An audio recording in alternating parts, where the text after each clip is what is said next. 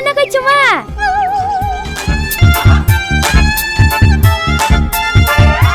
লবণটা একটু কম হয়েছে। তুমি কে মা? তোমার বৌমা? বৌমা মানে কি ব্যাপার? এত বেলা হয়ে গেছে এখন উঠোন ঝাড় দেওয়া হয়নি?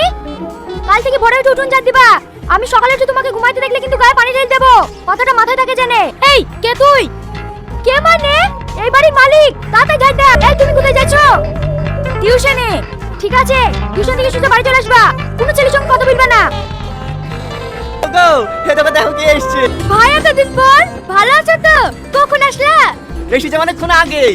আমি বাজার থেকে এসে দেখছি গেটের সামনে দাঁড়িয়ে আছে। বাইরে দাঁড়িয়ে থাকা কেন? ভেতরে ঢুকে পড়বা। ওই যে মেয়ে লেগে। এইটা তোমার মেয়ে? হ্যাঁ। আরে মা থাক থাক, আমার সাথে দুষ্টুমি করো না।